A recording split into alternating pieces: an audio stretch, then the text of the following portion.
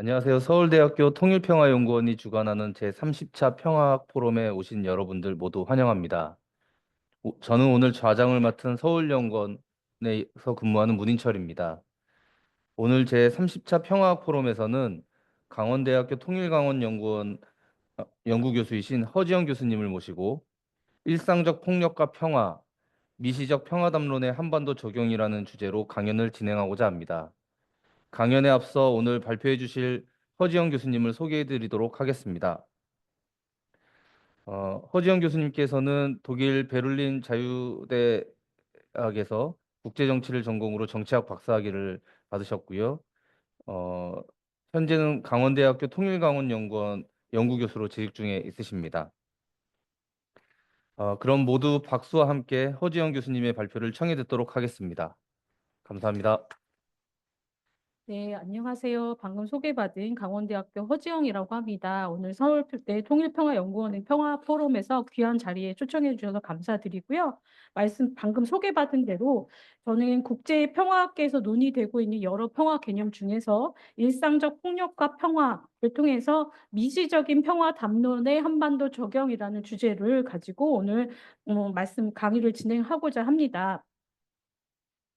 오늘 강의는 이런 순서로 진행이 될 텐데요. 먼저 일상적 평화를 논의하기 위해서는 국제평화학에서 변화되어 온 평화 연구의 흐름을 조금 이해하실 필요가 있습니다. 그래서 대표적으로 우리가 평화 구축이라고 하면 떠올리는 것이 분쟁이 일어났던 지역에 유엔을 비롯한 국제사회들이 들어가서 평화 유지를 하면서 원조도 실시를 하면서 하는 방식을 자유주의 평화라고 하는데, 이것이 탈냉전 이후에 많은 그 평화 구축 활동이 이루어진 뒤에 평화 유지군이 떠나면 그 자리에서 다시 내전이나 폭력 사태로 돌아가는 문제들이 발생하기 시작하면서 1990년대 말부터 이런 자유주의 평화에 대한 비판적인 반성적인 성찰들이 일어나기 시작합니다. 그래서 국제평화학계에서 이것을 포스트 자유주의 평화 담론이라고 얘기하고 있고요.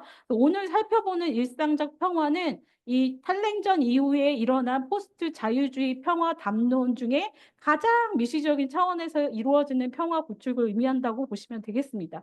두 번째로 제가 소개드릴 것은 일상적 폭력이라는 개념인데요. 굉장히 유사한 타이틀을 가지고 있지만 전혀 다른 맥락에서 이건 젠더 연구자들에 의해서 발전이 된 개념이고요. 미시적인 차원에서 일어나는 폭력의 문제를 다룹니다. 그래서 이 두 가지 개념을 통해서 이것들이 한국 사회에 어떤 함의를 제공할 수 있는지를 오늘 논의해 드리는 것으로 강의를 진행하도록 하겠습니다. 우리나라가 아무래도 분단이라는 맥락이 있었기 때문에 평화라는 것이 통일된 국가를 건설하는 국가 건설 프로젝트로 이해되는 개념이 많았습니다. 그래서 평화의 개념이 좀 다양화되지 못하는 한계가 있고, 또 하나 이 평화는 정부가 하는 일이지 개인들이 하는 일이라는 인식이 굉장히 약한 편입니다. 그래서 이런 개념들을 좀 소개해 드리면서 진행을 할 텐데요.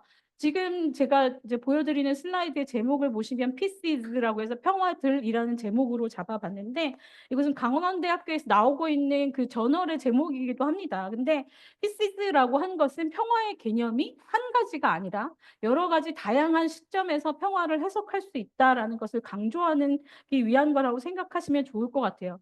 이미 평화에 좀 관심이 있으셔서 이 강의를 신청하시는 분들이 많으시리라고 생각이 되는데, 가장 기본적으로 우리나라에 많이 들어온 개념이 포지티브 피스라고 해서 요한 갈등이 1999년, 96년에 이 새롭게 제안한 개념을 통해서 소극적 평화, 적극적 평화라는 개념이 처음 도입되고, 이 갈등 선생님이 한국을 많이 방문하시면서 좀 평화 개념이 다양화되기 시작했습니다.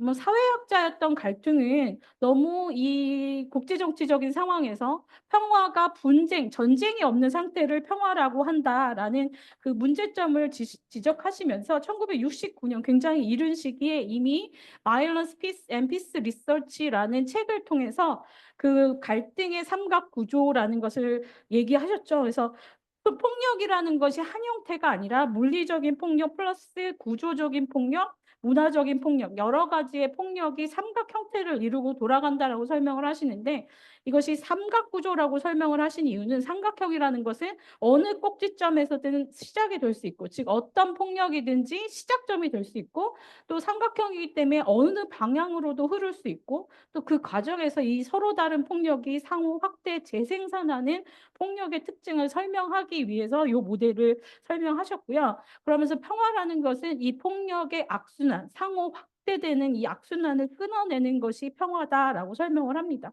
이 개념을 토대로 1996년에 Peace by Peaceful Means라는 책을 통해서 평화로운 수단에 의한 평화, 이 책에서 구체적으로 소극적, 적극적 평화 개념을 소개하시기 시작하셨어요.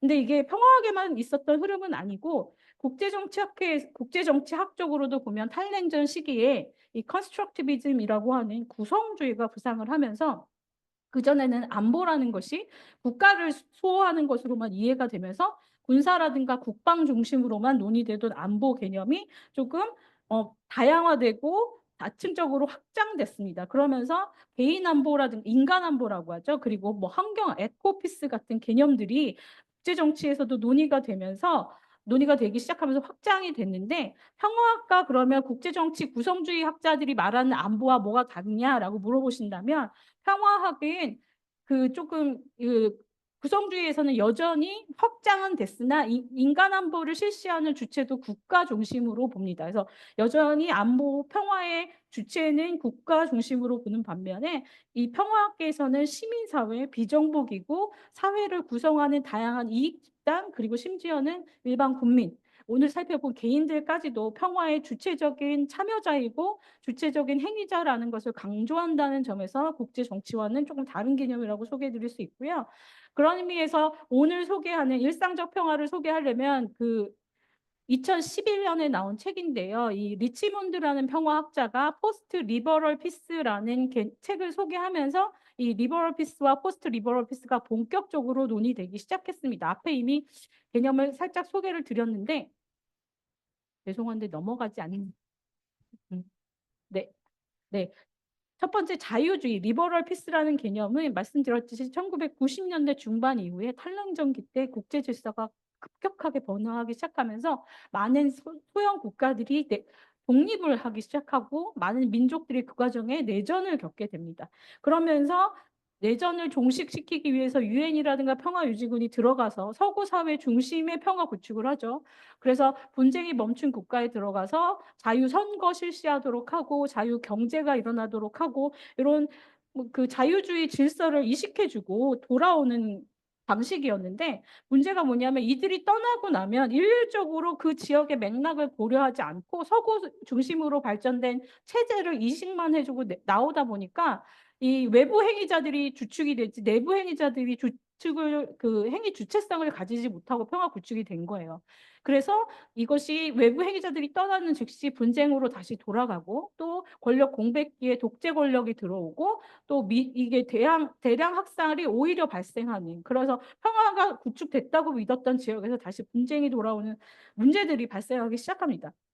그래서 이거에 대한 반성적인 성찰로 등장한 것이 지금 말씀드리는 포스트 자유주의 평화 담론이라고 보시면 되겠고요. 결국 핵심은 이 평화라는 것이 오래 지속성을 가지려면 분쟁이 발생한 지역에서 왜 분쟁이 일어났고 뭐가 문제인지 그 맥락을 잘 이해하는 로컬의 행위자들이 평화 구축 과정에서 주체성을 가지고 참여하는 것이 평화의 지속성을 높일 수 있다라는 개념을 강조하는 것이라고 보시면 되겠습니다. 중요한 개념이 바로 첫 번째 로컬 오너십인데요. 그 자유주의 평화 모델에서는 거의 수혜자였어요. 서구 사회가 원조해주면 그 지역 주민들이나 지역 시민단체나 지역 정부조차 그냥 원조를 받는 입장이었던 것에서 반해서 로컬한테 주인 정신을 심어주고 평화는 너희들이 구축하는 거야라는 오너십을 주는 것이 매우 중요하다라는 개념이고요. 이런 개념에서 조금 발전된 것이 하이브리드 평화라고 할 수 있는데, 이 하이브리드 우리 많이 쓰는 얘기인데 혼종형 평화라고 저는 표현하기도 싶습니다. 그래서 이 탑다운에서 이루어지는 평화 구축, 예를 들어서 말씀드린 자유주의 방식, 서양 국가나 국제 기구가 들어와서 원조해 주고 자유 질서를 이식해 주는 방식, 선거를 하도록 하는 탑다운 방식의 평화 구축과 지역 사회에서 로컬 주민들이 이거를 주인 정신을 가지고 그 평화 구축을 해가는 일들이 같이 맞물려서 이루어질 때, 상호작용이 일어날 때 평화는 오래될 수 있다라는 하이브리드 평화가 최근에 많이 논의가 되고 있고,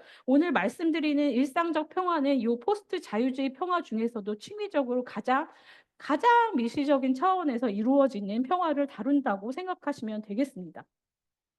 요런 개념들이 사실 우리나라에 많이 소개가 되지 않은 편인데, 저희가 제가 책을 선정하려는 것은 아니지만 평화 개념 연구라는 책에 보시면 이런 다양한 개념들이 이미 잘 정리가 되어 있습니다. 그래서 자유주의라든가 포스트 자유주의라든가 일상적 평화들이 정리된 개념들이 있으니까 관심이 있으시면 조금 더 찾아보시면 좋을 것 같고요. 오늘은 일상적 평화 개념을 조금 더 자세히 살펴보도록 하겠습니다. 이 한국 사회가 사실 우리가 살면서 이런 직접적으로 폭력을 겪는 일이 비교적 심하지 않은 굉장히 안전한 사회로 인식되는 측면이 있지만, 사실 폭력이라는 것이 여러분 생각해 보시면 조금 직접적인 폭력, 물리적인 폭력은 줄었다고 하지만 굉장히 교묘한 방식으로 미묘하게 더 만연하게 일어나고 있는 것이 폭력을 연구하는 학자들이 지적하는 바입니다. 그래서 과거에 비해서 폭력의 주체도 다양해졌고 폭력의 방식도 점점 더 알아보기 어려운 교묘한 방식으로 일어나고 있다. 이것이 주는 함의는, 예전에는 개인들은 폭력의 피해자로만 인식이 됐습니다. 그렇지만 피해자인 개인이 언제든지 폭력의 주체가 될 수 있다라는 점을 강조하는 것이 일상적 폭력이라고 생각하시면 되겠고, 우리가 가장 생각하기 쉬운 개념으로 학폭을 생각하시면 좋을 것 같습니다. 학생 폭력은 예전에는 일상적 폭력 개념이 있기 전에는 학생들은 권력이 없기 때문에 폭력을 당하는 피해자로만 생각이 되었던 데 반해서 요즘 청소년 학생들도 폭력의 가해자로서 기능할 수 있다라는 인식으로 전환이 일어났죠. 이런 전환이 일어나는데 도움이 되는 개념이 일상적 평화와 폭력 개념이라고 생각하시면 되겠습니다. 그래서 중요한 의미는 개인이 폭력과 평화의 주체이자 피해자이자 동시에 가해자가 될 수 있다라는 얘기고, 이들이 그렇기 때문에 이 개인들이 폭력의 주체가 된다면 개인들이 평화의 주체가 되어서 하는 아주 사소한 평화적인 행동들, 이런 것들이 일상에서 만연해질 때 평화의 지속성을 확보하기 더 쉽다라는 개념으로 접근하는 논의다라고 보시면 될 것 같아요. 먼저 일상이 그러면 무엇을 말하느냐? 일상적 평화 개념에서 논의하는 일상이라는 것이 그전까지 평화 구축에서는 굉장히 어떤 거시적인 흐름, 거시적인 체제의 변화가 발생하는 배경으로서만 일상을 단순히 인식하던 좀 관점에서 벗어나서 일상을 사회적인 세계로 인식을 하면서 일상 자체가 가진 의미에 주목하는 개념이라고 보시면 되겠습니다. 일상적 평화에서 말할 때에는 우리가 살아가는 모든 장소에서, 그리고 발생하는 모든 일들은 굉장히 정치적인 의미를 가지고 있다라고 얘기하고요. 그리고 또한 미시적인 활동이, 또 사고방식이 전혀 일상하고 관계가 없어 보이는 거시적인 체제의 한 부분으로 기능한다는 얘기죠. 정치적이지 않아 보이는 행동들조차 굉장히 정치적인 의미를 담고 있다라는 것이고, 그래서 일상은 사회 체제나 규범 그리고 질서와 같은 구조적인 차원하고 개인들의 지극히 일상적인 행동 양식이나 담론이 교차하면서 상호작용하는 굉장히 사회적인 공간으로 이해한다라고 보시면 되겠습니다. 근데 중요한 것은 이 일상에서의 관행이나 사고 방식이 그 사회의 배경이 되는 정치, 사회, 문화, 역사적인 맥락과 연결해서 생각할 때 의미가 있다라는 것이고요. 예를 들면 우리가 제일 쉬운 게 태극기 같은 의미일 것 같아요. 3.1절이 일어났던 당시의 태극기를 생각해 보면 그 태극기가 가진 상징적인 의미가 있고, 오늘날 우리가 태극기를 생각했을 때 연상되는 정치적인, 사회적인, 문화적인 의미와 맥락이 다릅니다. 그래서 일상적인 평화는 어떤 한 가지 규칙으로 적용하기보다는 그 배경이 되는 시대와 역사와 흐름을 이해하고 그걸 이해하는 로컬 주민들이 평화 구축을 할 때 의미가 있다라는 얘기고요. 또 그렇다고 해서 평화 구축하고 일상을 합치자는 논의가 평화는 그러면 바텀업에서 일반 시민사회라든가 일반 주민들에 의해서만 일어날 수 있다라고 주장하는 것은 아니고 아까 말씀드렸지만 일상이라는 공간에서 벌어지는 관행이나 담론을 이해해야 그 거시적인 차원에서 이루어지는 평화 구축이 오래 갈 수 있도록 지속성을 갖는 데 기여할 수 있다라고 해서 아까 말씀드린 하이브리드 형태라고 보시면 될 것 같아요. 탑다운을 무시하는 것은 아니고 탑다운의 구조와 바텀업의 일상이 결합돼서 이루어지는 평화 구축 체제를 의미하는 것이라고 생각하시면 되겠습니다. 자, 다음 슬라이드에서 발전된 내용은 이미 제가 좀 말씀을 드렸어요. 이 일상적 평화가 발전된 그 이론이 발전된 맥락이 탈분쟁 사회 또는 국가 실패로 인해서 안보가 부재한 상황, 그리고 내전으로 인해서 굉장히 오랫동안 시달려온 국가들, 이런 상황, 갈등이 만연해 있고 폭력이 만연한 사회에서 그 분열과 대립의 경계를 넘어서서 평범한 사람들이 실행하는 친사회적이고 친평화적인 행동 양식이나 사고 방식을 연구합니다. 그래서 이것은 작은 평화, 스몰 피스에 관심이 있다라고 얘기하기도 해요. 왜냐하면 최소한 내 사회, 내 주변, 내가 있는 지역 사회 안에서 최소의 평화를 유지하고 내 삶을 지켜내고자 하는 개인적인 그리고 또 조금 더 큰 차원, 로컬의 집단적인 차원으로 이루어지는 평화 활동을 의미하고요. 이 연구가 처음 나왔을 때는 굉장히 좁은 의미에서 해석이 됐습니다. 그래서 갈등 사회를 살아가는 개인들의 일상에 내면화되어 있는 갈등을 회피하고 분열을 회피하기 위한 대응 기제나 생존 전략을 의미하는 협소한 의미로 쓰였습니다. 그래서 평범한 사람들이 살아가다가 굉장히 전략적으로 갈등과 분열을 회피하더라라는 관찰에서 나오기 시작했고요. 이걸 어떻게 습득하지라고 봤을 때 인간의 성장 과정에서 중요한 역할을 담당하는 가족이라든가 또래 집단을 통해서 사회적으로 학습된 양식이라고 보시면 되겠습니다. 근데 최근에는 이것이 너무 좁은 의미로 연구가 이루어지기보다는 보다 조금 넓은 의미로 확장이 돼서 평화적인 행동 양식뿐만 아니라 평화적인 사고라든가 왜 사람들이 내가 희생을 감수하면서까지 친절하고 평화적인 행동을 취하게 되는지 이 행동 양식과 그 추론의 바탕이 되는 사고방식을 연구하는 것까지 확장이 됐다라고 보시면 될 것 같아요. 그래서 먼저 다음으로 좀 이게 조금 개념적이라서 처음에 좀 눈에 잡힐 수 있는 유형을 좀 설명드리면 이 유형이 처음 나왔을 때만 해도 일상적 평화가 굉장히 아까 말씀드린 협의에 의해서 정의가 될 때입니다. 그래서 평범한 구성원들이 갈등 사회에서 갈등 위험 상황을 모면하기 위한 생존 전략이나 대응 기제로 나타나는 형태를 정리했고요. 주로 꼽히는 것이 회피라든가 모호함 유지, 의례적인 예절, 식별, 책임 회피 등이 있습니다. 가장 흔하게 활용되는 대응 기제가 회피일 텐데 이것은 뭐 우리 사회에서도 많이 관찰됩니다. 어떤 내가 이 주제를 던짐으로 인해서 어떤 대화나 내 신변에 위험이 될 수 있는 논란이 될 것 같은 예민한 주제들을 피함으로써 갈등에서 벗어나는 대응 기제를 말하기도 하고요. 또는 내가 어떤 내 자신의 정체성을 정확히 드러냈을 경우에 예를 들면 이스라엘 팔레스타인이라든가 아니면 예전에 그랬죠. 북아일랜드 사례처럼 섞여 사는 경우에 분쟁하는 집단들이 섞여서 사는 경우에 내 정체성이 너무 확고히 드러나다 보면 내가 더 분쟁 상황에 갈등 상황에 많이 노출되기 때문에 내 정체성을 최대한 숨기려는 그리고 상대 집단과 접촉을 최대한 자제하려는 태도로 나타나기도 합니다. 또 모호함 유지는 영어로는 제가 뭐 ambiguity인데 이것도 유사해요. 그래서 특정 집단 간의 유대 관계를 최대한 드러내지 않고 내가 평화를 유지하기 위해서 내 의상이라든가 내 정체성이 드러날 수 있는 억양, 액센트를 의도적으로 숨기고 또 반면에 상대의 정체성을 오히려 인지하지 못한 척해서 우리 사이에는 아무 문제가 없는 척 사회적인 관계를 유지하는 행동을 말하고요. 또 의례적인 예절은 모호함 유지와 함께 많이 사용되는데 뭐 우리가 일상에서 많이 씁니다. 상대의 기분, 저 사람은 내 편이 아니라 저쪽 편이구나라고 판단이 되는 경우 상대 기분을 상하지 않게 하기 위해서 위협을 증가시킬 만한 행동을 피하는 것을 말하는 것이고요.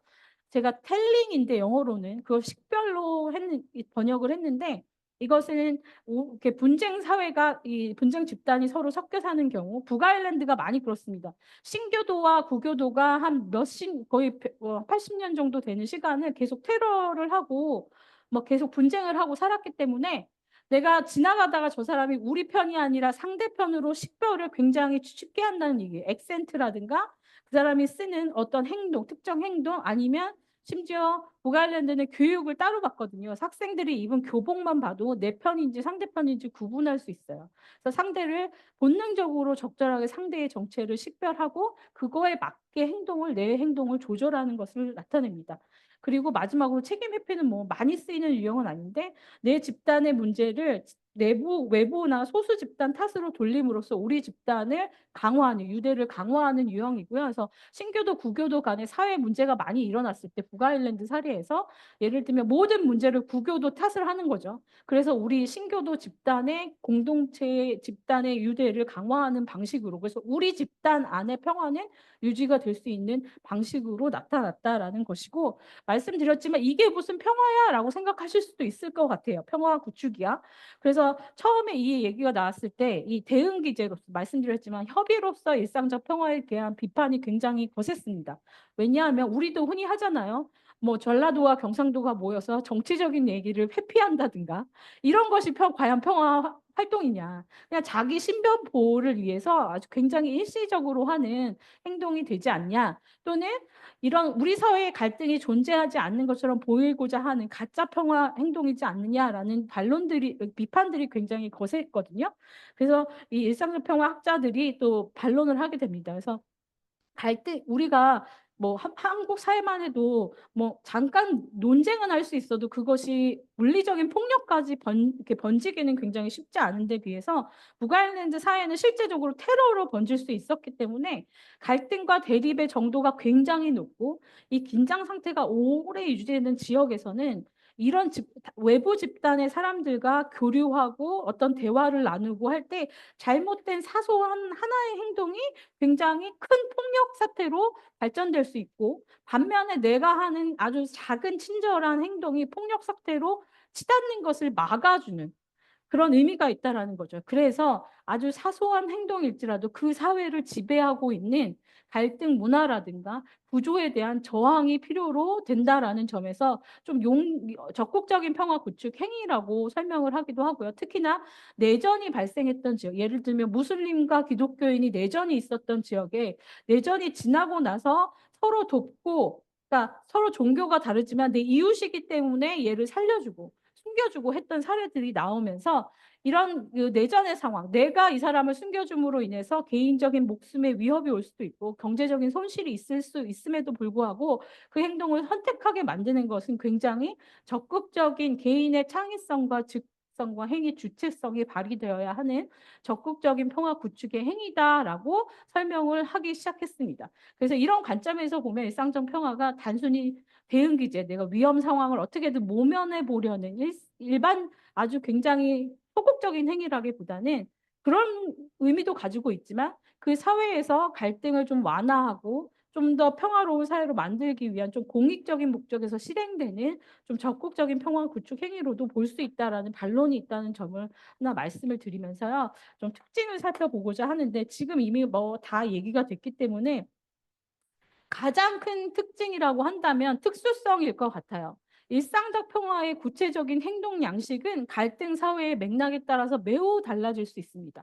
어느 사회에서는 경계가 너무 엄격하기 때문에 일상적 평화가 아예 일어나지 않을 수도 있고 말씀드렸지만 별거 아닌 행동들 예를 들면 지금 우리나라 사회에서 모르는 남자가 모르는 여자에게 문을 잡아주는 아주 단순한 행동 신사적인 행동은 아무것도 아니지만 이게 이스라엘 팔레스타인에서 일어났다고 생각할 때 예를 들면 그, 그 유대인 정교복을 입고 있는 아주 보수적인 유대인이 아랍인을 향해서 베풀어주는 아주 작은 행동은 그 사회를 규정하고 있는 규범, 갈등의 경계를 뛰어넘어야만 하는 용기를 필요로 하거든요.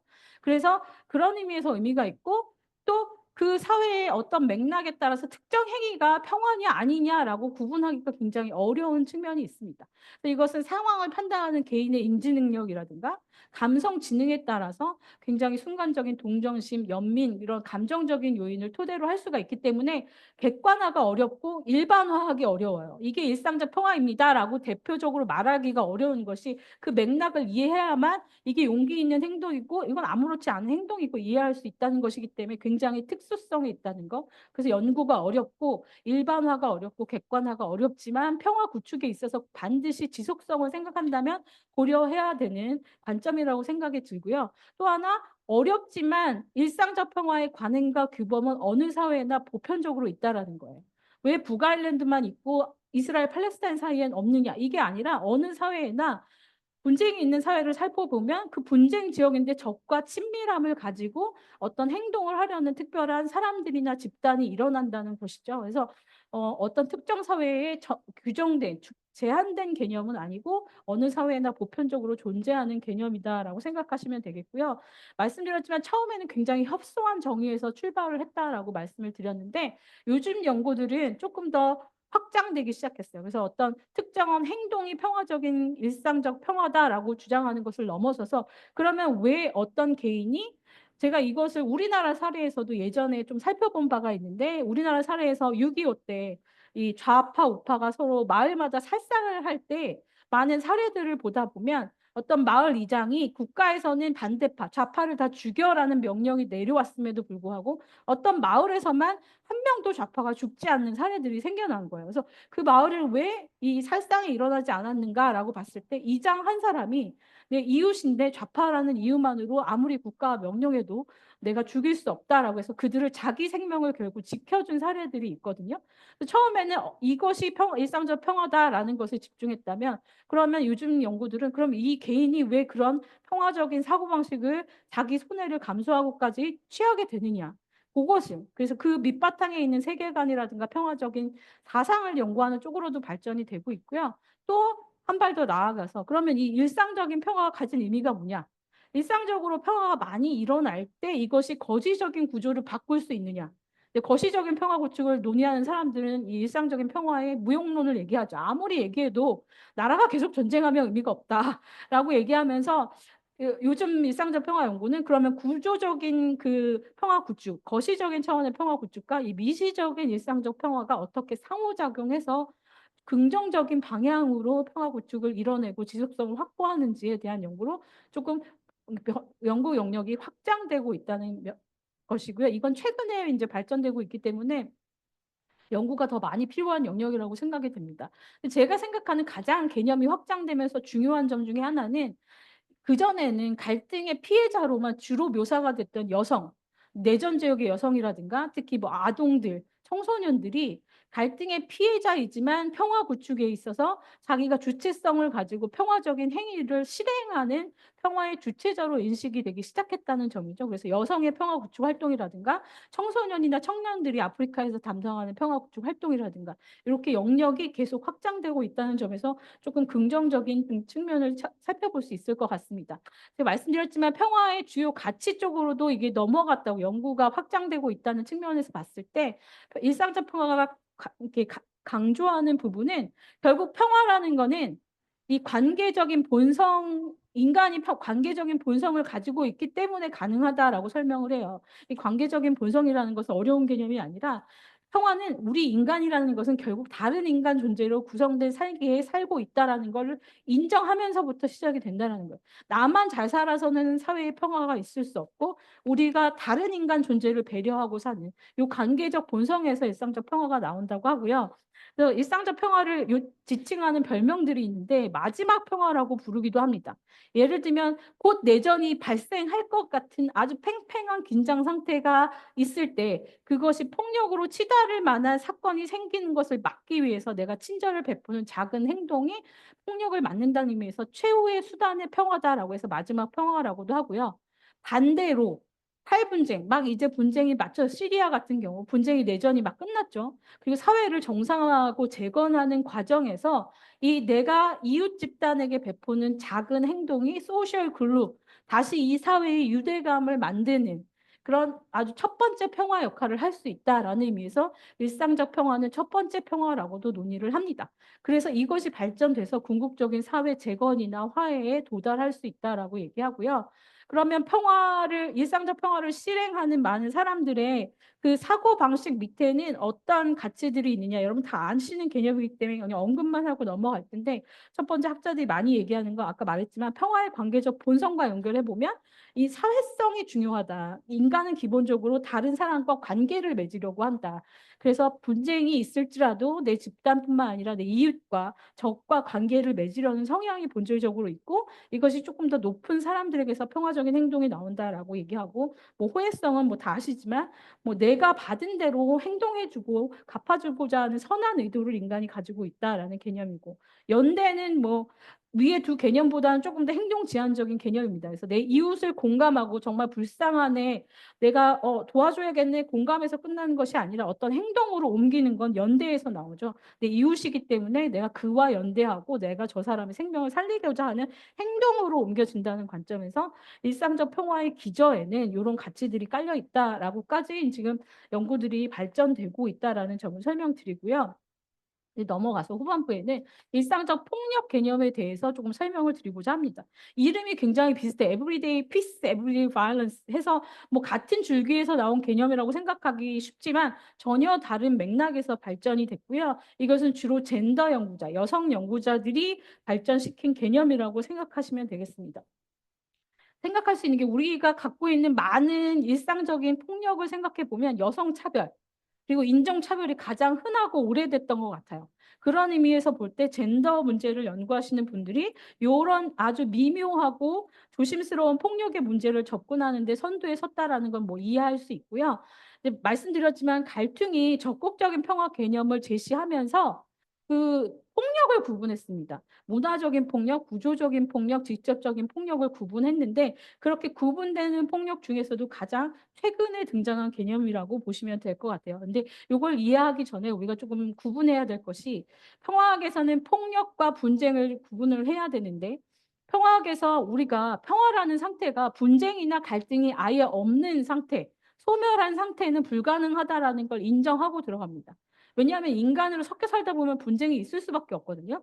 그래서 평화라는 것이 뭐냐라고 얘기했을 때, 분쟁이 있지만 이 분쟁이 비폭력적인 방식, 즉 평화적인 방식으로 해결될 수 있는 상태를 갈등을 전환하는 이론들에서는 평화라고 얘기합니다. 아예 갈등 없는 사회는 불가능하다. 그래서 우리는 폭력의 총량을 줄여나가면서 상대적으로 평화의 총량이 늘어나도록 하는 것이고, 이 개념이 등장하면서 평화의 반대말이 전쟁이 아니라 평화의 반대 상태는 폭력이 가득 찬 상태고, 그 폭력이 가득한 상태에서 다양한 종류의 폭력을 줄여나가는 것이 바로 평화다라고 인정하기 시작했다는 것이고요. 일상적 폭력의 그런 정의가 뭐냐 도대체. 다시 말씀드리지만 일상적 폭력의 개념은 굉장히 유동적인데, 어떤 하나의 형태라고 딱 말씀드리기보다는 정의가 모호합니다. 일상에서 너무 반복적으로 되풀이 되기 때문에 피해자조차 이 정도는 정상이야, 내가 이런 일을 당해도 싸, 좀 속된 표현으로 하자면. 그리고 이런 정도는 최소한 이 사회에서는 큰 잘못은 아니야라고 수용되는 폭력을 나타냅니다. 뭐 제가 남녀 차별을 예로 들었지만, 뭐 예전에는 어느 정도의 폭력, 학교 폭력도 그렇고 어느 정도의 체벌 폭력이 허용되는 사회였잖아요. 일상 그 정도의 폭력은 정상적이라고 받아들여졌기 때문에 그런 것이 일상적 폭력이라고 생각하시면 될 것 같아요. 그렇기 때문에 일상적 폭력 안에는 다양한 폭력의 형태가 다 포함이 됩니다. 구조적으로 일어나는 것도 되풀이되고 반복적으로 일어난다면 일상적 폭력이라고 할 수 있고, 미시적인 차원에서 개인과 개인 간에 아니면 집단과 집단 간에 발생하는 물리적, 비물리적인 폭력, 또 의도적인 것, 비의도적으로 발생하는 모든 폭력을 다 아우르는 개념이라고 생각하시면 되겠으나, 일상적인 폭력은 주로는 미묘하고 굉장히 소소한 형태로 표출이 됩니다. 현대 사회에서는 특수한 조건을 뺀다면, 예를 들면 난민 캠프 같은 경우에서 난민에 대한 폭력이 굉장히 많이 일어나기 때문에 난민 캠프 같이 특수한 곳에서는 물리적인 폭력이 일상적인 폭력이 될 수도 있어요. 그렇지만 우리 현대 사회, 정상적으로 돌아가는 현대 사회에서는 직접적인 폭력은 더 이상 일상적인 폭력으로 취급되지 않죠. 그래서 보통은 미묘하고 소소한 형태로 표출이 된다라는 점이 특징이고요.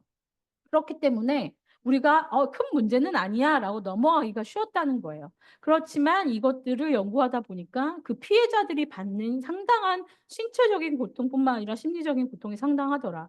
뭐 제가 학교 폭력을 자주 예를 드는데, 예전에는 저희가 자랄 때만 해도 학교 폭력이 그렇게 큰 문제가 아니라고 생각했기 때문에 어느 정도는 수용하고 넘어갔어요. 근데 알고 보니까 그거를 지속적으로 오래 당한 학생들이 겪는 고통과 피해가 너무 막심하기 때문에 우리가 이것을 조심하고 폭력이라고 인지하기 시작했다라는 것이죠. 그래서 일상적 폭력은 피해자가 받는 고통이 상당하기 때문에 우리가 이것을 폭력으로 인식할 필요가 있다. 그런 의미에서 의의로 넘어가면 미묘한 폭력도 폭력이다. 명백히 폭력적인 행동이라는 인식을 바꿔주는 개념이고요. 이것이 저는 또 의미가 있는 것은 우리나라가 이제 여러 집단이 공존하는 한민족만 사는 사회가 아니라 다양한 집단이 살다 보면 서로 알게 모르게 비의도적으로 의도적으로 그 차별하고 배제시키고 사회 활동에서 그러다 보면 그런 일상적인 폭력이 만연하게 되고, 그러다 보면 이 다양한 집단이 공존하기 어려운 사회가 될 수 있거든요. 그래서 다양한 집단이 공존하는 사회로 가기 위해서는 필수적으로 필요한 개념이 아닌가라는 생각을 하게 됩니다. 근데 이 일상적인 폭력 개념도 굉장히 미시적인 차원에서 시작이 해서 처음에는 말씀드렸지만 젠더 연구자들이 많이 연구했다고 했잖아요. 그래서 가장 오래됐지만 여전히 만연한 것이 젠더 폭력이 아닐까 생각이 들고요. 근데 이 안타까운 점은 젠더에서 시작해서 인종차별, 뭐 예전에 뭐 흑인 차별, 뭐 아시아인 차별 같은 것들, 그래서 시작을 했다면 지금은 이 폭력의 대상이 연구의 대상이 점점 확장되고 있어요. 최근에는 우리 사회도 많이 문제가 되지만 이주 노동자, 이민자, 유럽의 난민 사태, 그리고 성소수자들을 향한 학대나 우리가 흔히 적대적이다 또는 우리 사회에서 열등하다라고 타자화해버린 그런 집단들을 대상으로 확장이 되는 추세가 있고요. 폭력의 형태도 직접적이기보다는 더 교묘하고 일상화돼서 더 오랜 기간, 장시간 계속되는 반복된다는 특징을 보이고 있습니다. 말씀드렸지만 아까 이 얘기도 드렸기 때문에 폭력 방식도 확장이 됐다고 말씀드렸어요. 처음에는 뭐 물리적인 폭력에서 시작이 된다면 이게 이제 물리적인 폭력을 폭력만으로 인식할 때 문제점은 폭력이 굉장히 일회적인 사건으로 인식해서 한 번 끝나면 끝나는 문제로 인식이 돼 있는데, 그리고 또 하나는 피해자가 예전에 뭐 여성이기 때문에 이런 말씀 드립니다만 어떤 여성이 성폭력을 당했다고 했을 때 그 여성이 입은 복장에 초점을 둔다든가, 그래서 피해자의 정체성에 초점을 무슬림이기 때문에 당한 거야라는 이런 문제들이 있었어요. 물리적인 폭력에 집중할 때. 그래서 이 일상적 폭력을 연구하는 사람들이 조금 폭력을 더 미묘한 차원의 연구로 옮겨가기 시작했고요.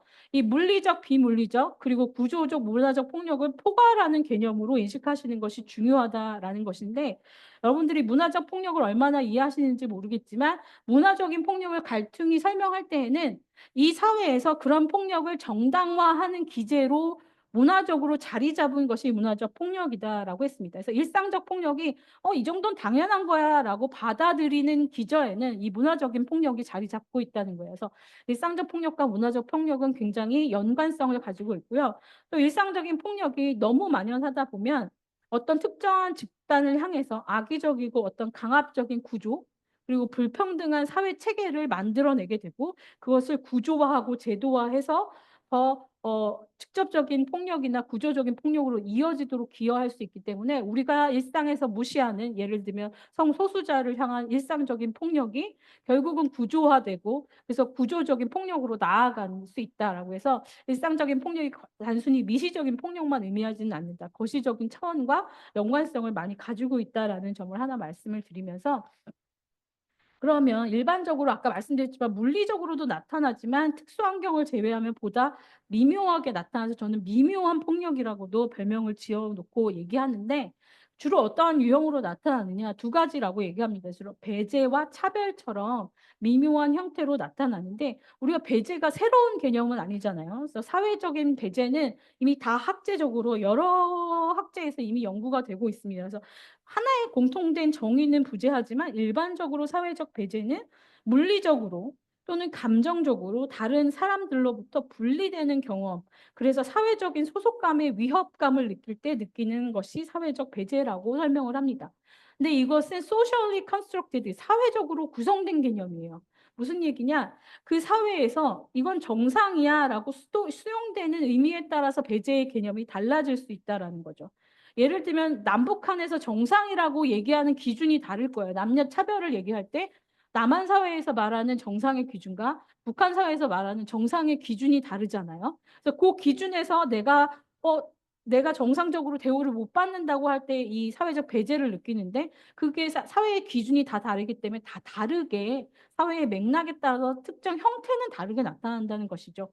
그래서 일상적 폭력이나 이 평화 개념이 다 이렇게 사회 맥락을 좀 고려하는 것이 중요하다라는 것이고 경제학에서도 사회적 배제를 논의하는데 세는 그 능력 이론을 주로 얘기했죠. 그래서 개인이나 집단이 어떤 집단이 혹은 어떤 개인이 어떤 상태, 기능 상태에 도달하는 것을 불가능하게 만드는 그 프로세스를 사회적인 배제라고 했습니다. 그러니까 특정 기능에 도달할 수 없게 만드는 그 사회적인 구조.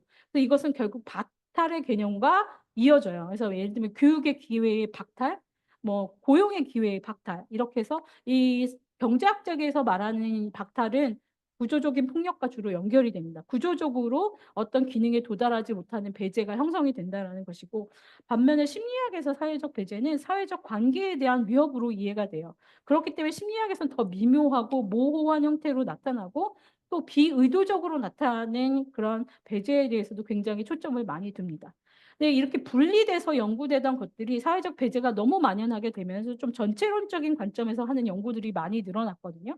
그래서 단순히 사회에서 예를 들면 유럽 사회에서 많이 연구가 됐는데 무슬림들이 이게 주류 사회에서 계속 배제가 되기만 차별을 당한다고 해서 어떤 정치적인 소외를 그러니까 소외를 조금 받는다고 해서 그것이 바로 폭력으로 이어지지는 않지만 경제적인 불평등, 사회적인 배제가 쌓이고 쌓이다가 이것이 정체적인 소외와 결합이 되면 이것이 폭력적인 사태로 한 번에 확발하는 분쟁의 씨앗이 된다라는 연구들이 많이 이루어지고 있습니다. 그래서 최근에는 이 배제가 직접적인 분쟁이나 내전이나 사회적인 큰 폭력으로 이어지는 이런 전체론적인 관점에서 연구가 일어나고 있고요. 이런 관점에서 본다면 분쟁 예방의 첫 단계, 이 다문화 사회가 됐을 때 분쟁 예방의 해소의 첫 단계는 이 일상에서 이루어지는 배제, 사회 경제적인 불평등의 문제를 우리가 먼저 인식하는 것. 이것이 단순한 불평등으로 그치는 것이 아니라 이것이 쌓이다 보면 우리 사회의 분열과 폭력으로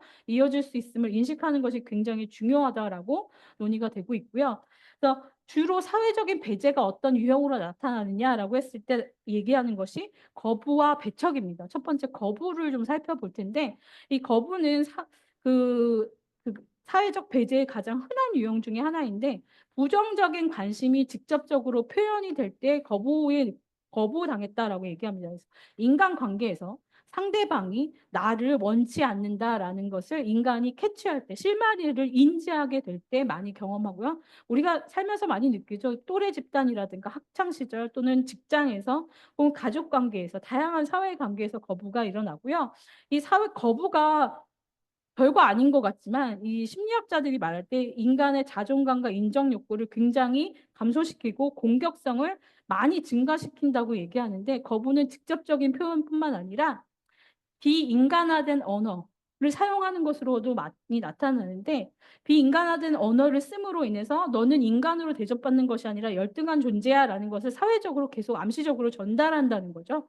이 대표적인 사례가 미얀마족이 그 로힝야를 말살한 제노사이드를 했던 사례를 살펴볼 수 있는데 미얀마 사회에서 로힝야족이 소수족인데 굉장히 열등하다라고 오랫동안 너는 우리 사회에 들어올 수 없어라는 거부를 계속 당했는데 하나의 방법이 뭐냐면 언론에서 계속 그 로힝야족을 바퀴벌레로 묘사했습니다. 비인간화된 언어로 계속 사용한 거죠. 저 사람들은 인간이 아니고 비인간적이고 바퀴벌레와 같은 존재야라는 것이 이게 뭐 수십 년간 쌓이다 보니까 결국 어떤 내러티브가 형성이 되면 죽여도 괜찮아. 인간이 아니고 열등하기 때문에 없애버려도 괜찮아가 돼서 이번 몇십 년 전에 이 대량 학살이 일어났고 그래서 로힝야 난민 사태로까지 이어지는 것을 볼 수 있습니다. 그래서 거부가 아무것도 아닌 것 같지만 굉장히 부정적인 반응을 일으킬 수 있다는 것이고 구체적인 유형을 보면 거부가 주로 두 가지로 나타나는데 차별하고 낙인 찍기로 나타납니다. 뭐 그 차별 중에서 요즘 연구는 미묘한 차별이라는 용어를 많이 사용하는데요. 이걸 마이크로 어그레션이라고 하는데 저는 미묘한 차별로 번역을 했습니다. 그래서 주로 무의식적으로 또 암시적으로 이거는 언어 비언어를 다 포함합니다. 예를 들면 신체 접촉을 회피하는 행위조차 미묘한 차별로 들어갈 수 있다는 것이고, 이걸 연구한 사람들이 세 가지 방식으로 유형을 나눠 놨는데, 미묘한 공격 마이크로 어서트 같은 것은 의도적으로 가해지는 인종차별과 굉장히 유사합니다. 그래서 예전에 우리가 흑인에게 주로 검둥이라는 그 언어를 사용했던 것들, 그리고 코로나 시기에 이거는 언어만 해당되는 것은 아니고 비언어적인 차별도 들어갑니다. 그래서 코로나 시기에 유럽에서 아시아인들이 버스에 탄다든가 하면 그 앞에는 옆에는 앉지 않는 그런 이렇게 접촉을 회피하는 행동으로도 미묘한 공격으로 볼 수 있고요. 또 하나의 형태로 미묘한 모욕.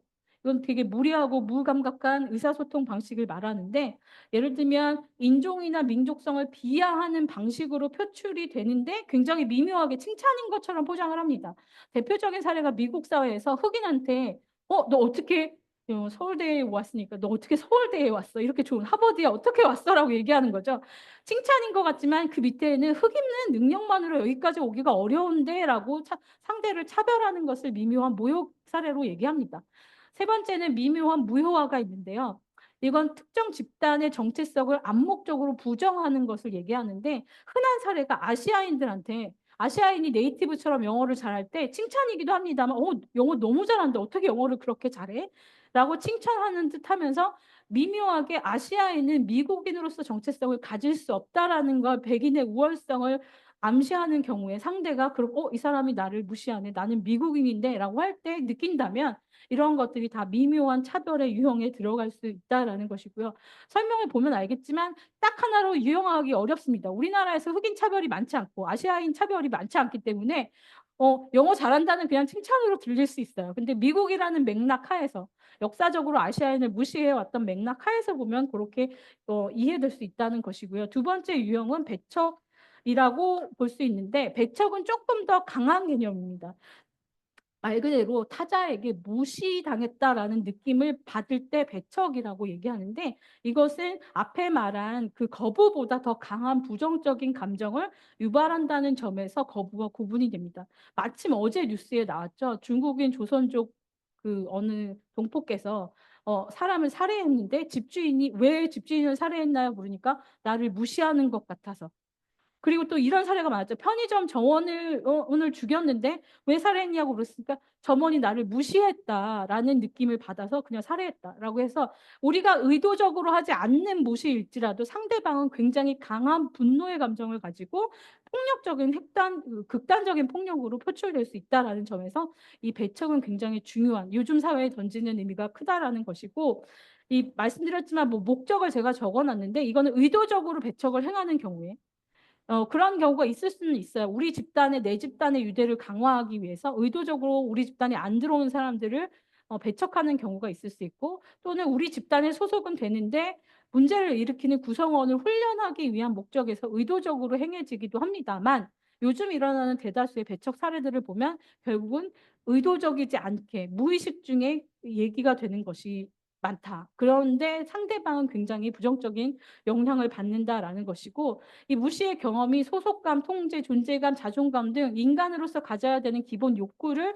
위협하기 때문에 이게 또 지속적으로 이어질 경우에는 우울감, 정신착락, 무력감 등으로 야기될 수 있다라는 것입니다. 근데 이게 특징을 여러분들이 지금 설명드리면서 느끼시겠지만 굉장히 객관화가 어려워요. 왜냐하면 타인이나 타집단이 나를 무시한다라는 느낌을 느끼는 정도가 다 다릅니다.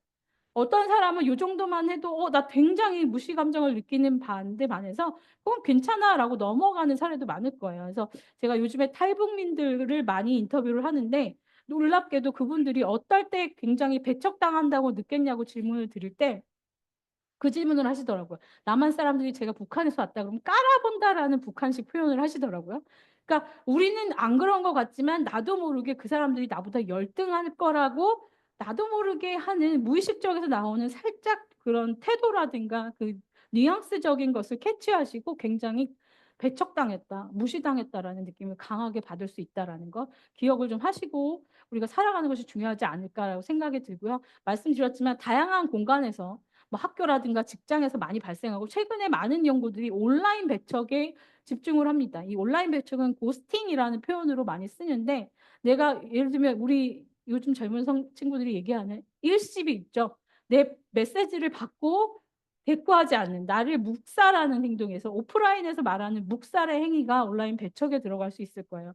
그래서 굉장히 미묘하고 소소한 형태로 하지만 상대방이 느끼는 부정적인 영향과 감정은 굉장히 크다는 점을 기억하실 필요가 있고, 뭐 유형은 간단히 제가 아까 말하면서 설명을 했는데 정리해 보면 시선 회피도 들어갈 수 있습니다. 뭐 아시아인에 대한 시선을 또는 접촉을 회피하면 그 아시아인이 굉장히 두려움을 느끼게 되고 폭력적으로 느끼게 된다는 것이고요. 또 하나 정보 배제.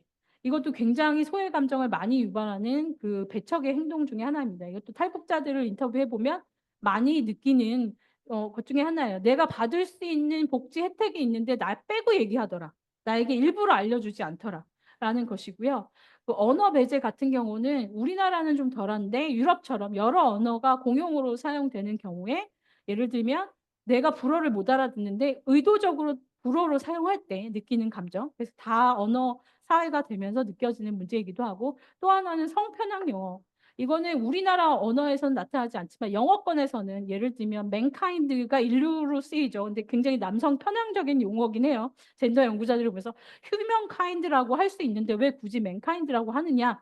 그래서 이런 성편향 용어가 계속되다 보면 여성을 무시하는 것이 아주 일상적인 폭력으로 행해질 수 있다라는 얘기를 하시고, 또 어색한 침묵, 별거 아닌 것 같지만 대화 중에 이루어지는 그 침묵을 통해서도 내가 질문했는데 내야 한 대꾸가 돌아오지 않을 때 무시당했다는 감정, 그리고 말씀드렸지만 고스팅은 온라인에서 묵살당하는 경우, 오프라인 묵살과 유사하지만 부정적인 영향은 더 크다라는 의미. 그래서 이런 것들이 백척의 유형에 들어간다라고 보실 수 있겠습니다. 그러면 이것들을 이제 정리해 놓은 표고요. 제가 출처는 밝혀놨습니다. 제가 정리한 것은 아니고 심리학자들이 이런 유형으로 정리했고, 그런 것들로 인해서 나타나는 마지막에 부정적인 심리 효과가 단기 배제, 장기 배제로 해서 생각보다 크게 비인간화가 별거 아닌 것 같지만 장기적으로 뭐 몇십 년, 몇백 년 계속되다 보면 그 집단을 말살해도 괜찮다라는 논리가 돌아가더라라는 것이죠. 그런 의미에서 의미가 있다라고 보시면 될 것 같습니다. 그래서 마지막으로 함의를 간단히 정리하고 마치려고 하는데요. 굉장히 폭력이 미묘해지고 교묘해지고 만성적이 된다라는 건 우리가 이 폭력을 어떻게 극복하고 평화로운 사회를 만들 것이냐라는 것도 고민이 필요한 시대가 왔어요. 그래서 어떤 정치나 정책으로 할 수 있는 한계를 넘어선 거죠. 예를 들면 학교 폭력을 정책을 잡겠다고 정책적으로 하겠다고 했을 때 많은 지금 부작용들이 나오고 있죠. 오히려 선생님들의 권위가 지켜지지 않는, 그래서 통제가 되지 않는. 그래서 정치나 정책으로 할 수 없는 미묘한 이런 폭력의 문제는 개개인들이 무엇이 내가 하는 행동이 폭력인지를 인지하는 교육이 굉장히 필요하고, 그것을 인지하고 다른 사람들과 살아가기 위해서 내가 어떤 평화적인 행동을 할 건지, 내가 평화의 주체라는 개인의 역량을 강조하는 우리 인식의 전환에 굉장히 기여할 수 있다는 점이고, 말씀드렸지만 한국 사회는 어쩔 수 없이 이 분단이라는 그런 역사적인 맥락 때문에 통일이 중심이 될 수밖에 없어요. 평화 논의에서. 그렇기 때문에 평화는 내가 하는 게 아니라 정부가 하는 거지 라고 인식하기가 쉽습니다만, 생각해 보시면 우리 지금 좌우파 갈등이 너무 심각하고, 여성 남성 혐오 굉장히 심각하고, 지역 혐오 심각하고, 노인 혐오, 젊은 사람들 간의 세대 갈등 굉장히 심각하고, 성소수자, 이민자, 난민 혐오 심각한데, 이 심각한 거를 우리가 어떻게 평화적으로 이끌어 갈 것이냐가 인식을 전환시키는 게 굉장히 유용한 개념이라고 생각이 들고, 이거 적어놨지만 다 아시겠지만 OECD가 우리를 이미 다인종 다민족 국가로 2024년에 5% 인구의 5%를 외국인이 차지했기 때문에 이미 다양성 사회로 진입했다라고 보시면 될 것 같고요. 우리 안에 타자 집단이 굉장히 많은데 이들을 향한 미묘한 차별과 혐오, 배제와 같은 일상적인 폭력을 심각한 폭력 행위로 인지하는 데 있어서 그 일상적인 폭력이 굉장히 중요한 역할을 할 것 같고, 그래서 한국에서 이런 미묘한 폭력을 연구한 연구들을 좀 살펴보면 그 배너 레이시즘이라고 해서 일상적 인종주의, 신인종주의라는 표현을 많이 씁니다. 신인종주의는 현대 인종주의는 예전처럼 극단적인 형태로 나타나는 것이 아니라 굉장히 교묘하게 나타나고 반복적으로 습관적으로 실천되는 감정이고 그것들을 통해서 제도화가 되고 규범화가 된다라고 해서 일상적 인종주의라는 표현으로도 얘기를 합니다. 이게 덜 극적이지만 더 만연하게 나타난다고 얘기할 수 있고요. 우리 사회에 있는 반다문화, 반여성, 반난민 같은 말들이 계속 만들어지는 것을 보면 안타깝지만 대상이 변할 뿐이지 일상적인 폭력의 행태는 계속 유지가 되고 있다. 근데 이것을 우리나라 문제 우리가 접근하면서 너무 정책적으로 급히 정책적으로 이런 것들을 대책을 마련하다 보니까 오히려 좀 장기적인 관점에서 이들을 바라보는 인식을 개선하는 접근보다는 다문화라는 용어가 오히려 차별과 혐오의 표현이 돼 버리는 부작용을 낳았어요. 이것이 문제 해결 중심의 정책 개발이라든가 공존에 대한 근본적인 논의라든가 교육이 이루어지지 않고 이루어졌기 때문이 아닌가라고 한 가지 문제를 지적해 보고 싶고요. 또 하나는 너무 극단적인 폭력에만 집중하는 경향이 있습니다. 예를 들면 우리가 폭력에 사회에서 폭력 문제를 할 때 극우들의 집단 극우주의자들의 폭력 문제에 집중한다든지 그러다 보면 '나는 안 그래.'라는 또 그런 분리들이 일어나는 거죠. 하지만 우리가 경험하는 폭력은 일상에서 일어나는 아주 굉장히 미묘한 사소한 구분짓기라든가 사소한 낙인을 찍는 것들이 굉장히 일상적인 폭력으로 이어질 수 있다라는 점이고 마지막 생각해 보고 말씀을 드리자면 제가 하고 있는 연구를 위해서 우리 사회에서 좀 적대적으로 타자화된 일상적인 폭력의 대상들을 좀 살펴봤을 때 우리 민족이지만 탈북민이라든가 조선족 고려인처럼 귀한 이민자들 그리고 완전한 이방인이죠. 결혼 이주자, 이주 노동자, 난민같이 우리가 어느 순간 우리도 모르게 아까 북한 이탈 주민들이 많이 하신 표현 "우리를 깔아봐요."라는 표현 내가 나도 알게 모르게 그분들을 미묘하게 배제하고 차별하는 폭력의 가해자는 아닌지 좀 성찰해 볼 수 있는 평화적인 개념이라고 생각이 들고 그렇게 성찰이 됐다면 내가 먼저 친평화적인 역량을 발휘하고 행동에 나서는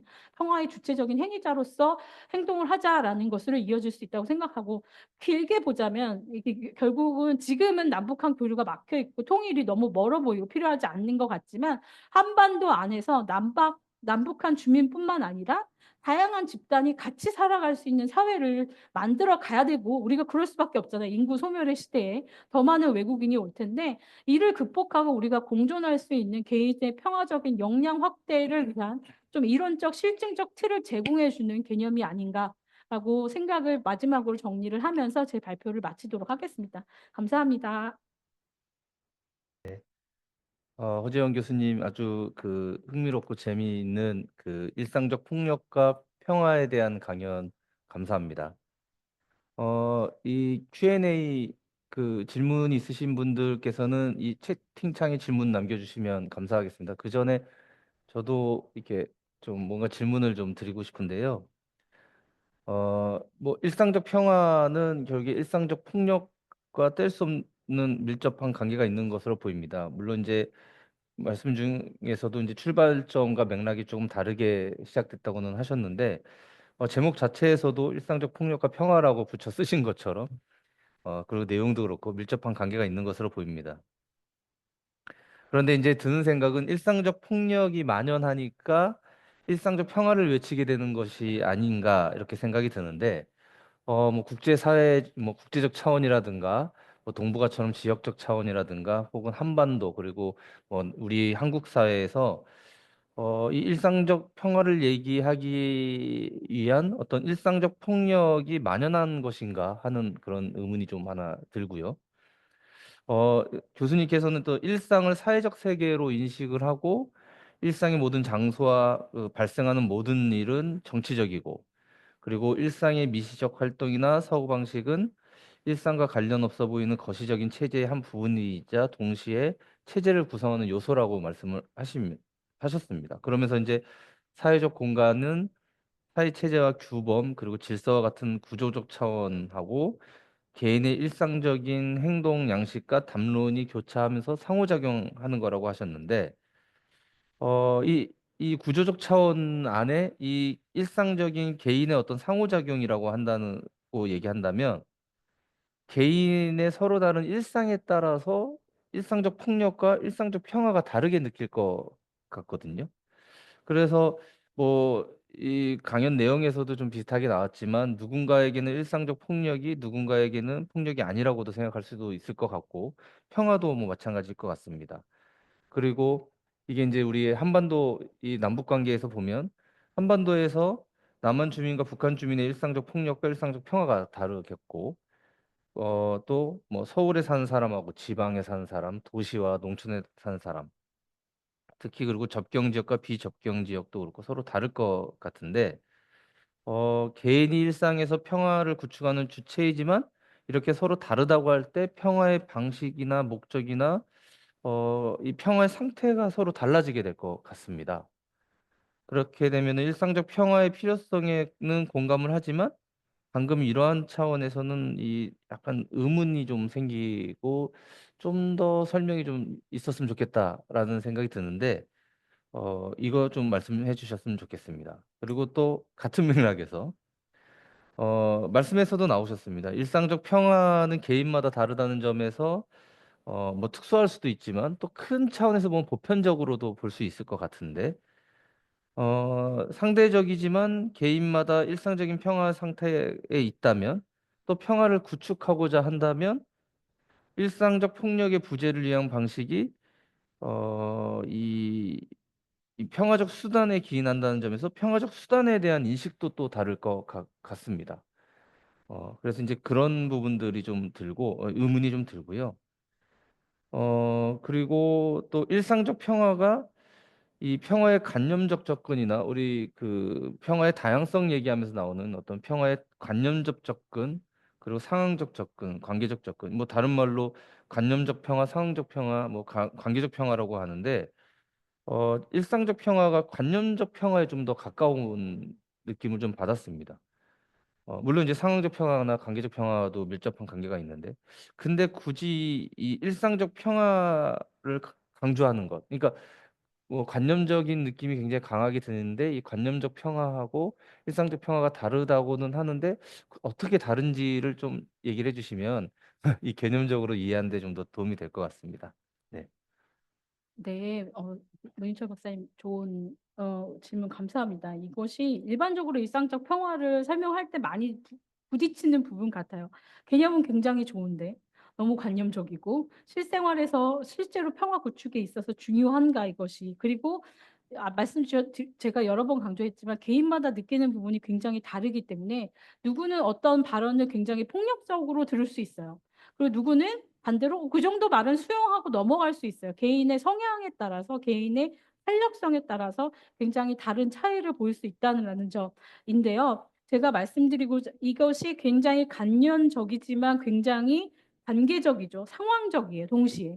왜냐하면 우리가 있는 맥락에 따라서 그 사람이 처했던 맥락에 따라서 그리고 뉘앙스에 따라서 느끼는 게 다를 수 있어요. 똑같이 "여자는 그래야지."라는 표현이지만 어떤 뉘앙스를 가지고 표현을 했느냐에 따라 상대가 느끼는 기분은 굉장히 다를 수 있잖아요. 그런 표현에서 보자면 일상적 평화는 굉장히 관념적인 것이 강하지만 그리고 각자 느끼는 정도, 폭력이라고 느끼는 것, 평화라고 느끼는 부분이 굉장히 다르지만 반드시 필요한 부분이다라는 것을 먼저 말씀을 드리면서 특히 한 가지 생각해 보면 우리가 남북한이 지금 너무 이질적인 문화 속에서 살고 있는데 이들이 섞여 살게 되었을 때 과연 평화롭게 공존이 바로 가능할 것이냐. 남북한이 설사 정치적으로 하나가 된다고 하더라도 이것을 볼 수 있는 사례가 북아일랜드 대표적인 사례라고 생각이 듭니다. 왜냐하면 이스라엘 팔레스타인은 섞여 살지만 아직 완전한 평화가 오지 않은 상태인데 반해서 이 북아일랜드는 1998년에 이미 평화 협정이 맺어지고 그전부터 한 동네에서 길거리를 사이에 두고 같이 살았어요. 근데 평화 협정이 이루어졌거든요. 그러면서 이제 제대로 이제 평화가 이루어지는 것 같지만 지금 한 25 년이 지난 지금까지도 신교도 캐톨릭 교도와 개신교도가 가는 펍이 다르고요. 가는 학교가 다르고 가는 그 찻집이 다릅니다. 그 거리에 이 찻집은 구교도만 가는 곳이고 이쪽은 신교도만 가는 인간이 그 분열된 사회를 계속 유지하고 살더라라는 거예요. 근데 그 분열 구조적으로 문화적으로 분열이 계속될 때 정치적으로 하나가 된다고 할지라도 그것이 과연 평화라고 얘기할 수 있겠느냐. 내 일상에서. 아예 접촉을 안 하고 살기 시작하면. 그래서 북아일랜드에서 많이 하고 있는 것들이 요즘 공동의 영역을 자꾸 넓혀가는 겁니다. 그래서 교육을 같이 하든지 아니면 교육 커리큘럼을 합치지 못하더라도 방과후 활동을 구교도 아이들과 신교도 아이들이 같이 모여서 함께 방과후 활동이라든가 운동을 한다든가 이런 프로그램들이 많이 되고 있고 심지어 그 동네에 신고도 구교도가 함께 갈 수 있는 카페들을 만들기 시작했어요. 그래서 그전에 같이 그렇게 모이면 위협을 느꼈던 주민들이 그 공간 안에서는 적어도 같이 모여 있어도 서로 위협을 느끼지 않고 내 교제를 하고 일상적으로 가족들과 평화를 누릴 수 있는 이런 시도들이 되면서 이것이 굉장히 관념적이지만 굉장히 실천적인 평화 개념이라고 생각할 수 있고 또 제가 탈북민들하고 계속 얘기하면서 느끼는 것이지만 우리가 알게 모르게 그들 사이에 경계를 짓고 있고 그들 스스로도 경계를 만들더라고요. 자연스럽게 당연하죠. 저는 세금을 그동안 못 냈으니까 한국 주민들이 저한테 그렇게 얘기하는 건 이해할 수 있어요. 라고 하면서 우리가 어느 정도 그분들을 2등 시민으로 취급한다라는 걸 본인이 인지하고 연세 드신 분들 중에 특히나 그것을 인지하고 그거에 맞게 적절히 자기 행동을 조절하시는 걸 발견할 수 있거든요.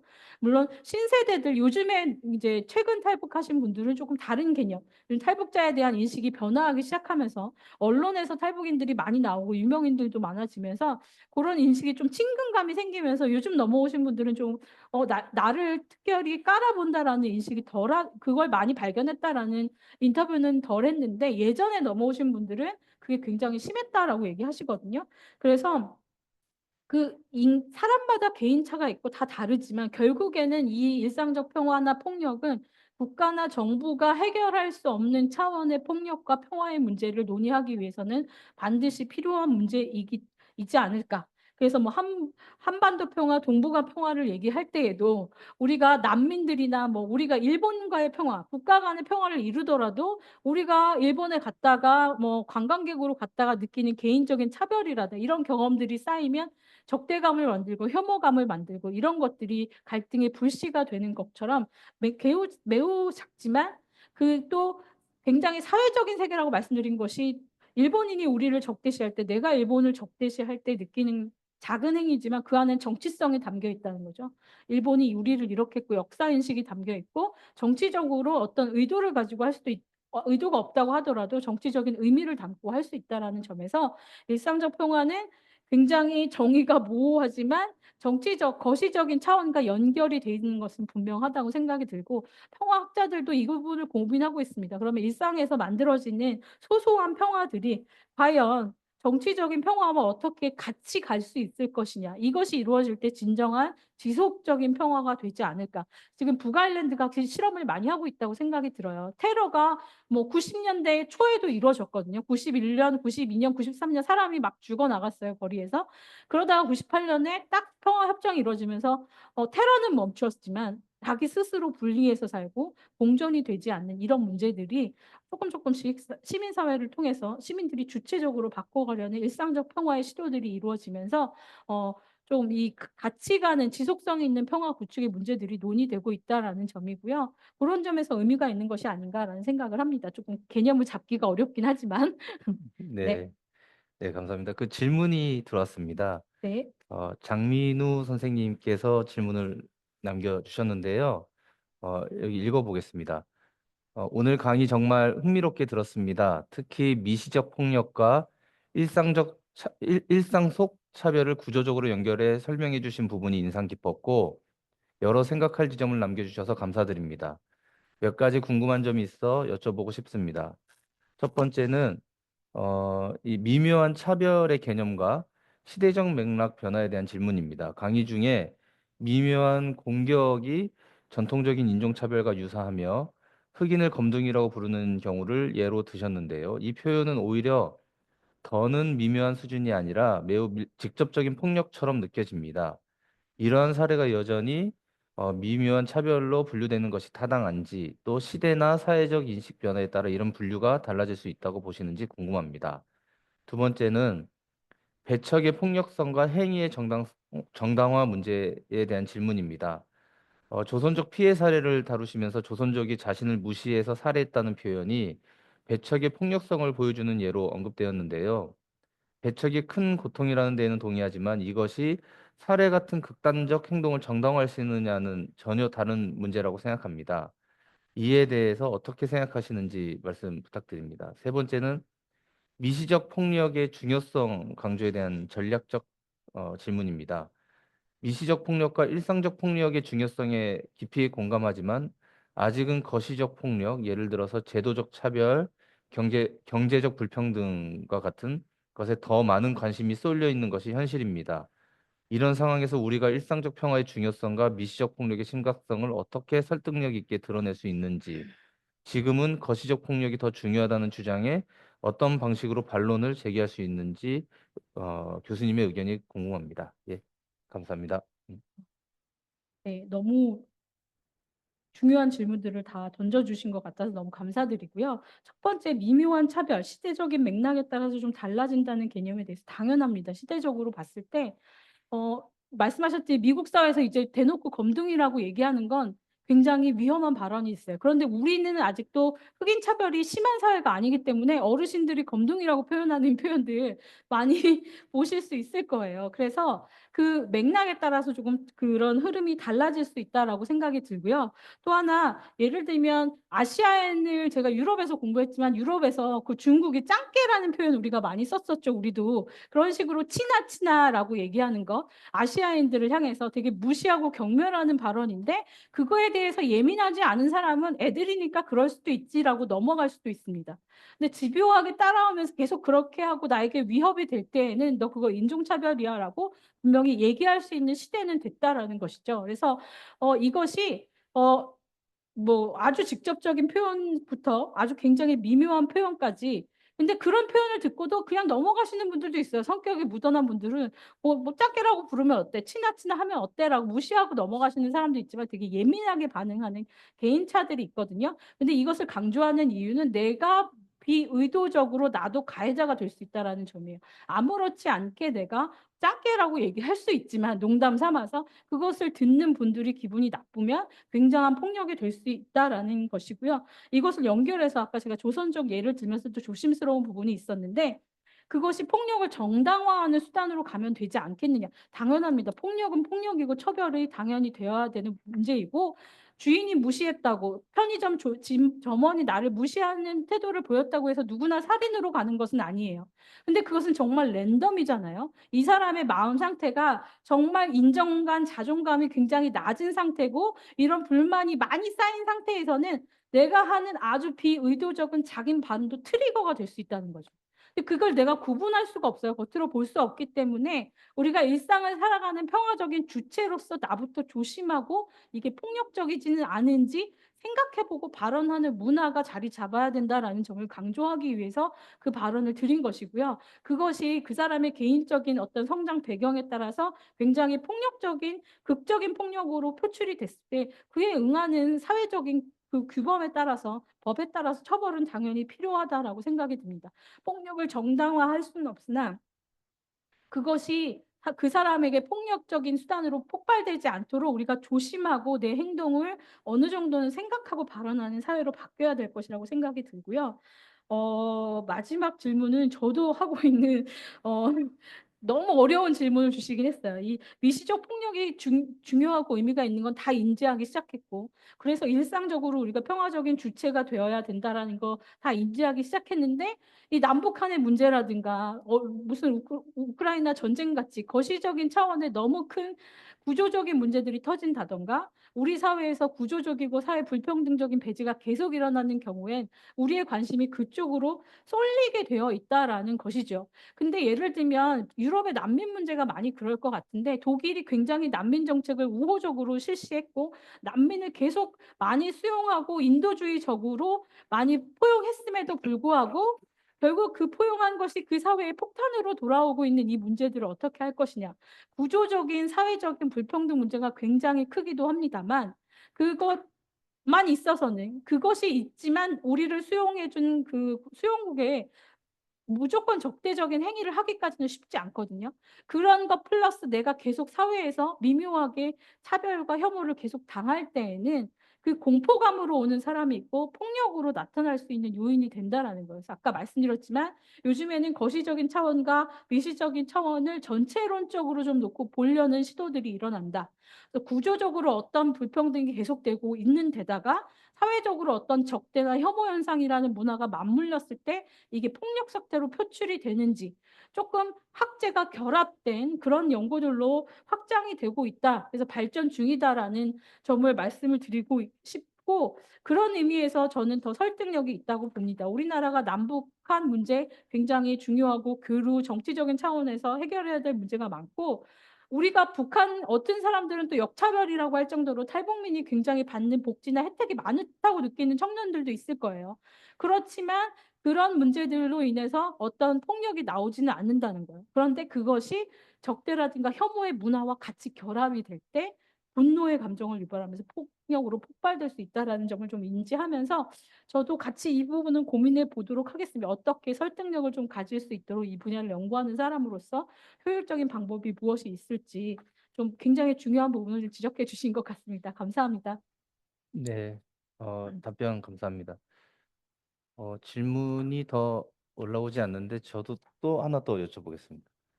저는 이제 남북 관계 관련 전문가라서 이걸 남북 관계 한반도에 적용하고 싶은 생각이 많이 듭니다. 아까 교수님께서는 이제 피해자가 가해자도 될 수 있고 가해자가 피해자도 될 수 있다라고 얘기했는데 한반도라고 하는 이 공간 안에서 남한과 북한이라는 이 두 행위 주체가 일상적인 폭력 상태에 놓여 있다고 보여집니다. 그런데 이제 그 지금 분단 한 80년 동안 보면은 서로가 각자 피해자로서 주장을 좀 하고 있습니다. 그런데 이제 피해자 중심으로 접근을 해야 된다고도 말씀하시는데 서로가 둘 다 피해자라고 하는 남한과 북한의 이 관계에서 일상적 평화를 구축하기 위해서는 어떠한 노력들이 좀 필요하고 어떻게 좀 접근해야 되는지가 문득 의문이 생겼습니다. 이 답변을 좀 해주시면 네, 네. 감사하겠습니다. 네. 굉장히 어려운 질문을 던져 주셨는데 한반도에 적용해 보자면 저도 이 문제를 오랫동안 고민을 해 봤지만 이 평화학에서는 남북한 문제를 분단이라는 문제로 접근하기보다는 고질 분쟁 intractable conflict라는 개념으로 접근을 하거든요. intractable이라는 말은 장기 분쟁하고 유사한 측면이 있습니다. 그래서 장기 분쟁과도 동등하지만 장기 분쟁과 다른 개념은 장기 분쟁은 장기 분쟁이 해결이 안 되고 폭력적인 전쟁이 있었다가 평화적으로 해결이 안 되고 분쟁 상태가 오래 간 경우 뭐 이스라엘 팔레스타인이 대표적이고 미국과 이란의 분쟁이라든가 한반도 분쟁을 다 장기 분쟁에도 넣죠. 그런데 intractable conflict 개념이 강조하는 것은 장기화될 때 그 사회에 구조적으로 생기는 문제점이나 정서를 지적을 합니다. 이 남북한 분쟁이 너무 오랫동안 이게 지속이 되다 보면 나랑 생각이 다른 집단은 무조건 적대화하고 그들이 없어져야만 내가 산다라는 이 생존 제로섬 게임의 마인드 세팅이 돌아가게 돼 있어요. 그래서 이거를 intractable conflict를 연구하는 사람들은 그 cultural conflict라고 하는데 갈등이 아예 문화적으로 자리 잡는 거죠. 이것은 기본적으로 흑백 논리, 이분법적인 정체성이 자리 잡습니다. 남한은 피해자고 그러면 북한은 가해자가 되는 거고 북한이 피해자라고 우기는 쪽에서는 당연히 남한은 가해자가 되는 것이고 둘 중에 하나가 죽어야만 사는 게임이 되는 것이죠. 이런 정신 상태, 세계관, 정체성을 가진다면 공존이 어렵다는 점을 이 고질 분쟁하는 사람들은 연구하는 사람들은 지적을 하면서 그럼 이걸 어떻게 해체해 갈 것이냐. 이 고질 분쟁에 말씀드렸지만 가장 중요한 것이 저 사람이 죽어야만 내가 살 수 있다라는 이 제로섬 게임의 마인드 세팅을 해체하는 갈등 문화를 해체하기 위해서 나도 피해자지만 저들도 피해자였다를 인정하는 것부터 시작이 돼야 된다는 것이고요. 그러려면 우리의 내러티브가 먼저 바뀌어야 된다고 얘기합니다. 정체성이 되게 모호한 개념 같지만 이 정체성을 연구하는 사람들은 그 사회가 만들어낸 이야기 우리가 6.25 내러티브를 들으면 남한에서 말하는 내러티브는 당연히 북한이 가해자고 우리는 피해자입니다. 근데 북한이 말하는 전쟁의 내러티브를 들어보면 북한이 피해자가 되는 것이죠. 이 내러티브가 곧 정체성이 됩니다.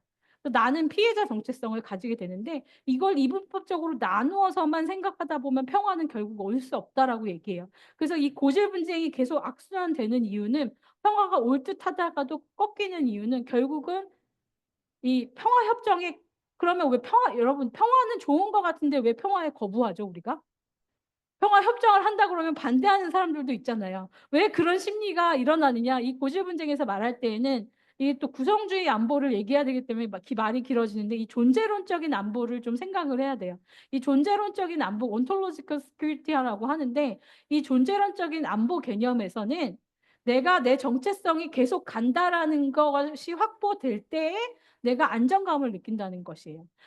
우리 나만의 정체성, 특히 보수주의 관점에서 보면 북한이 악한 집단이고 우리가 자유민주주의를 선호하는 선한 집단인데, 그것이 북한이 우리에게 공격함으로 인해서 우리가 피해자가 된 내러티브가 계속 살아있잖아요. 근데 평화협정이 뭘 하냐면 북한이 악마였는데 악마로 생각하지 말라는 거죠. 이들이 이제 그런 의도가 없어졌다라고 얘기하는 건 이들에게는 생존이 달린 문제로 다가온다는 거예요. 근데 이 온톨로지컬 시큐리티 관점에서 보면 이것을 피스 앵자이어티라는 개념으로 설명합니다. 평화가 이들에게 오히려 불안감을 줘요. 내가 가지고 있는 자유민주주의를 수호하는 사람으로서의 정체성, 그런 국가로서의 정체성이, 이 평화 프로세스가 오히려 북한을 적으로 보지 말고 우리의 협력 관계로 다르게 인식하려는 시도를 함으로 인해서 내가 가진 기존 정체성을 흔든다는 얘기죠. 그러면 그런 사람들이 느끼는 불안감이 있다는 얘기예요. 그래서 북아일랜드 평화협정이 시도될 때 굉장한 반대가 있었습니다. 굉장한 저항이 있었는데 신교도들도 싫어했고 부교도들도 싫어했어요. 왜? 우리 적인데 왜 얘들과 평화라고 하는 거야? 라는 논리인데. 그래서 이 지도자들이 굉장히 많이 노력한 것이 이들의 평화 불안을 해소하려는 정치적인 담론을 계속 설명합니다. 그래서 자기 진영 지도자들을, 자기 진영 주민을 먼저 설득하고자 많이 했었어요. 그래서 이들이 적이 아니라 우리의 이웃으로 정체성이 바뀔 때 가져올 수 있는 경제적인 이득, 우리 공동체가 어떻게 바뀔 수 있는지, 이런 실제적인 얘기들을 함으로 인해서 적이 아니라 같이 공존해야 되는 정치체로서 인식을 좀 바꿔줄 때, 이 이분법적인 틀이 결국은 깨어질 때, 이 평화 불안을 해소하고 갈 때 이것이 가능하다라는 논리들을 요즘 존재론적인 안보 학자들이 많이 얘기하기 시작했고, 실제로 그것이 북아일랜드 사례에서 많이 이루어졌다라고 저는 생각을 합니다. 제 개인적인 관점에서는. 답이 됐는지 모르겠습니다. 네, 아주 좋은 답변 감사드립니다. 저희가 이걸 언제까지 예, 괜찮 마지막 그 머리 그 이상엽 선생님께서 힘을 통한 평화를 위하여 강한 군대를 양성하는 것이 계속적으로 체력전인 군대에서 보이는 일상적 폭력과 평화를 무력으로 해결합시다. 예, 질문이라기보다는 본인의 의견. 의견을 주신 것 같습니다. 예, 예. 어, 네, 더 이상 질문이 없으신 것 같아서 이 정도로 하겠습니다. 예, 네. 어, 다음 다음 차 안내를 드리겠습니다. 다음 평화 포럼인 제31차 평화 포럼은 한국학중앙연구원의 조일동 교수님을 모시고 협력적 구술사를 통해 냉전 대립의 균열 만들기라는 주제로 6월 24일 화요일 오후 4시에 진행될 예정입니다. 관심 있으신 분들께서는 많은 참여 바랍니다. 그럼 이것으로 제30차 평화 포럼을 마무리하겠습니다. 끝까지 함께 해주시고 참여해주신 여러분 대단히 감사합니다. 네, 감사합니다.